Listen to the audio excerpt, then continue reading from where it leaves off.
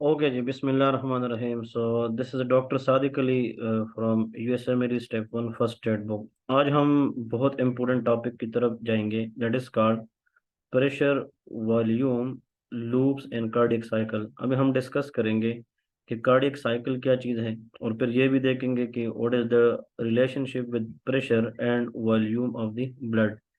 सबसे पहले याद रखें the events that is occurring in the heart during one systole and one diastole, that is called of cardiac cycle. और जब एक हेल्दी हार्ट के अंदर हम कार्डियक साइकिल देखते हैं, that is take around about 0.8 second time. तो इसका मतलब ये है कि जो कार्डियक साइकिल है that is equal to 0.8 second. और what is the definition of cardiac cycle?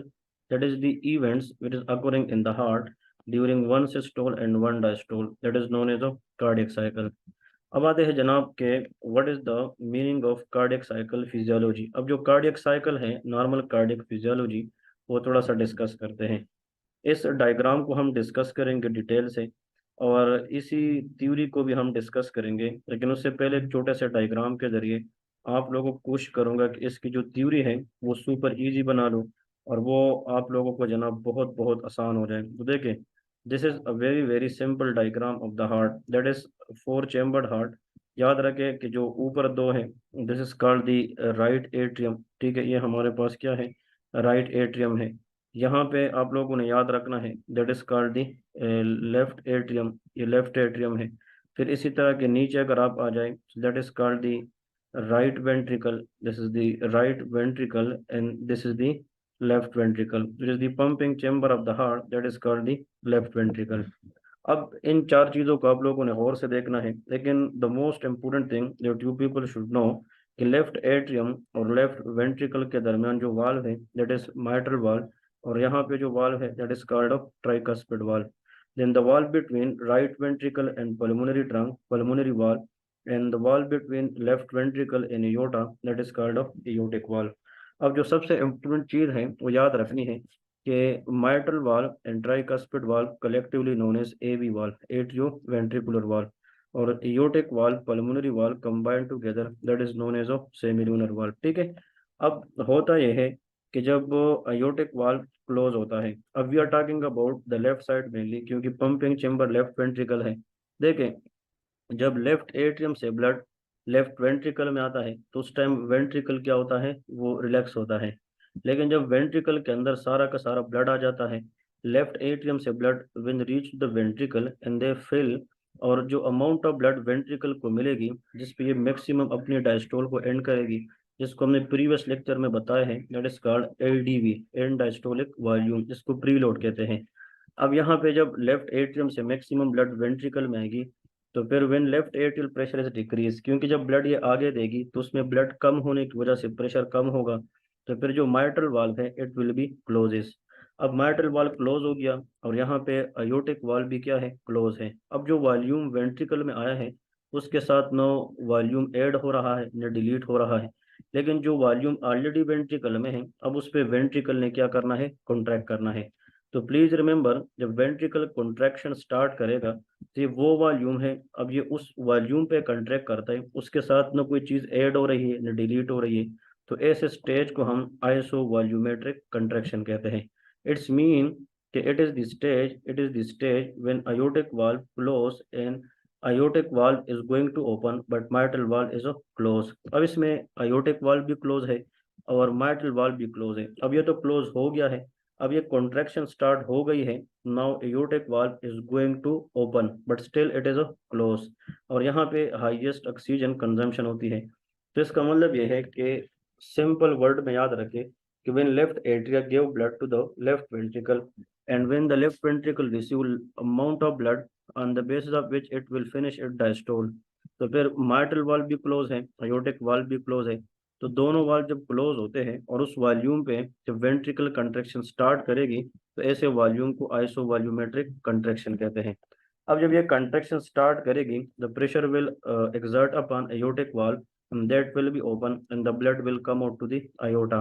So the phase at which the ventricle maximally contract and open aortic valve to eject the maximum blood, that is called systolic ejection, क्योंकि contraction phase of the heart is called of systole। अब यहाँ पे याद रखना है कि यहाँ पे जो मेनली माइट्रल वाल्व है वो हमारे पास क्लोज है, और जो एयोटिक वाल्व है वो ओपन हो गया है। So it is the period between aortic valve opening and closing. It's mean कि जब ब्लड की इजेक्शन होगी, अब इनिशियली जब ब्लड बहुत तेजी के साथ बाहर आएगा, सिस्टोलिक इजेक्शन होगी, इनिशियली रैपिड इजेक्शन फिर स्लो इजेक्शन होगी। अब एयोर्टिक वाल्व ओपन है तो उसके बाद उसने क्लोज होना है, तो सिस्टोलिक इजेक्शन होगी। अब यहाँ पे mitral valve, remember it is still close. अब जब ये ज्यादा से ज्यादा ब्लड निकालेगा तो लेफ्ट वेंट्रिकल के अंदर प्रेशर कम हो जाएगी, जिसकी वजह से अयोटिक वाल्व की क्या हो जाएगी, क्लोजर हो जाएगी। अब ऊपर माइट्रल वाल्व भी क्लोज है और यहाँ पे अयोटिक वाल्व भी क्या हो गया है, क्लोज हुआ है। अब यहाँ पे वेंट्रिकल एम्प्टी हुए हैं, अब उसने दोबारा ब्लड लेना है, तो mitral valve is going to open but still is a close. अब यहाँ पे माइट्रल वाल्व भी क्लोज है, अयोटिक वाल्व भी क्लोज है। अब वेंट्रिकल किस में जाएगी, रिलैक्सेशन में जाएगी। तो वो वॉल्यूम ऑफ द ब्लड जिस पे वेंट्रिकल रिलैक्स करे, जिसके साथ न ब्लड एड हो न इजेक्ट हो, क्योंकि दोनों वाल्व स्टिल क्लोज हो, तो उसको आइसो वॉल्यूमेट्रिक रिलैक्सेशन कहते हैं। ठीक है जी। It is the period between aortic valve closing. It's mean कि जो अयोटिक वाल्व है वो यहाँ पे क्या हो चुका है, close. Now mitral valve is going to open but still it is a close. It is the period between aortic valve closing and mitral valve opening. Very very important one. ठीक है जी। अब जब ये अयोटिक वाल्व क्लोज होगा और यहाँ पे left atrium के अंदर इतना ब्लड आ चुका होगा कि that will exert pressure on the mitral valve. जब माइट्रल वाल्व ओपन होगा तो फिर एक स्पीड के साथ ब्लड वेंट्रिकल में आएगी, उसको हम रैपिड फिलिंग कहते हैं। ठीक है। तो rapid filling is the period after mitral valve opening, क्योंकि filling of the ventricle is when possible when rush of the blood from left atria goes into the left ventricle. जब left atrium से ventricle में blood जाएगी, that will known as rapid filling.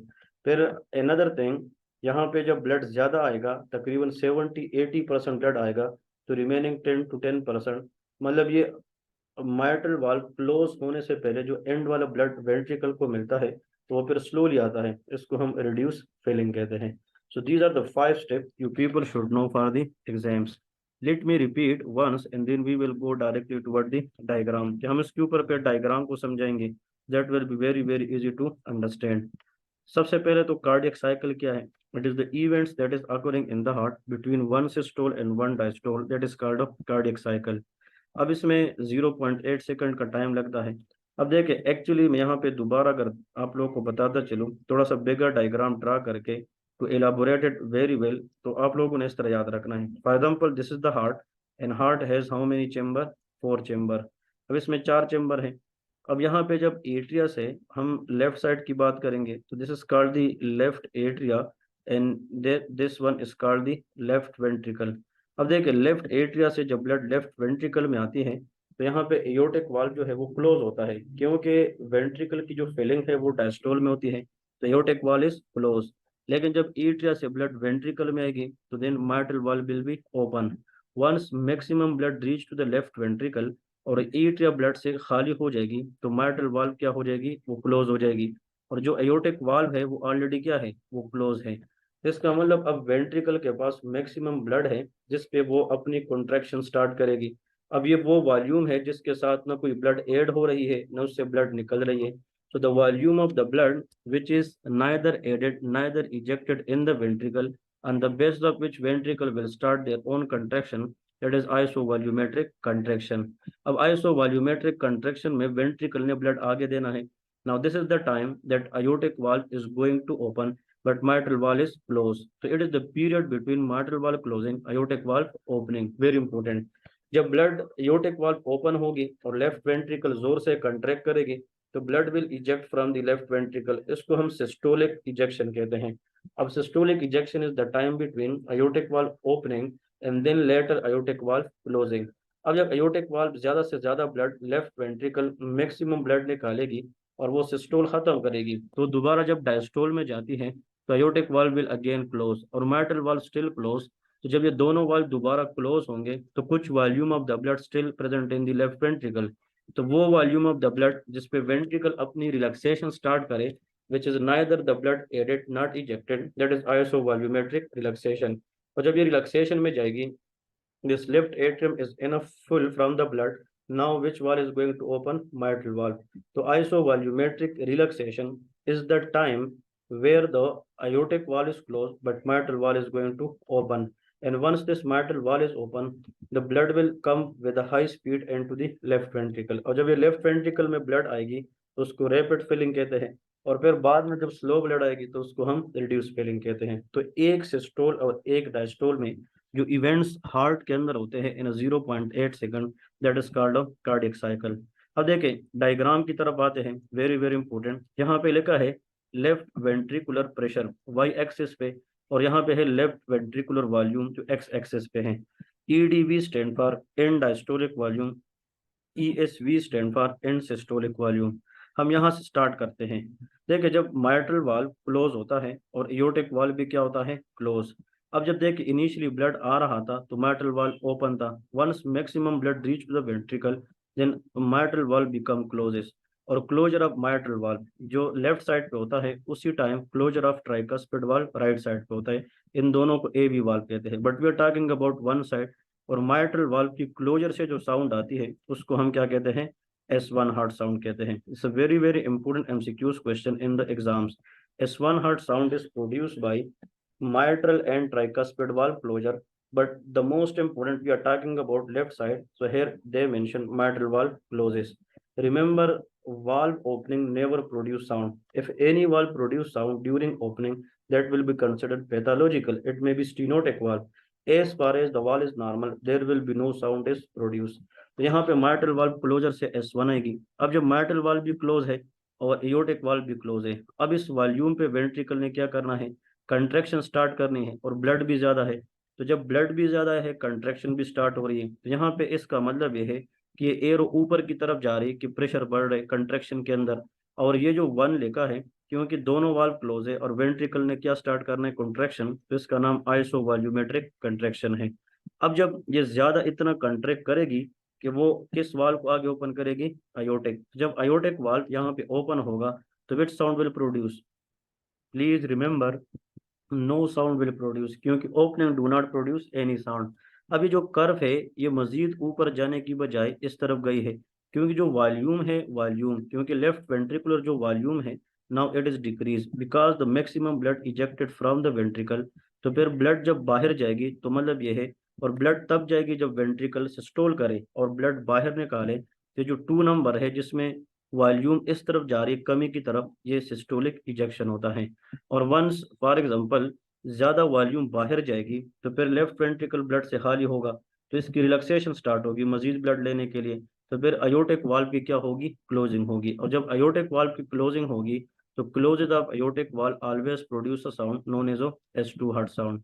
तो देखिए actually यहाँ पे mitral valve closes से S1 आता है, और जो अयोटिक वाल्व क्लोजेज है उससे S2 आता है। Now it makes sense, very very important. देखिए डायग्रामेटिकली इस तरह पढ़ना चाहिए। दूसरी बात आप लोगों ने याद रखनी है कि एक्चुअली जब अयोटिक वाल्व क्लोज होता है तो वेंट्रिकल के अंदर जो थोड़ा सा ब्लड रहता है जिस पे वो रिलैक्सेशन स्टार्ट करेगा, तो 3rd नंबर ये आइसो वॉल्यूमेट्रिक रिलैक्सेशन है। और जब वेंट्रिकल रिलैक्स होगा उसकी ल्यूमेन बढ़ेगी, तो उसके अंदर प्रेशर कम होगा तो ये नीचे की तरफ आएगा। अब जब ये रिलैक्सेशन में जाएगा तो ऊपर से left atria is ready to give blood to the ventricle, then aortic valve will be open. तो यहाँ पे जो सॉरी माइट्रल वाल्व, क्योंकि लेफ्ट एट्रियम से ब्लड जब वेंट्रिकल में आएगी तो mitral valve will be open, but opening of the valve produce no sound, no sound, very very important for the exam।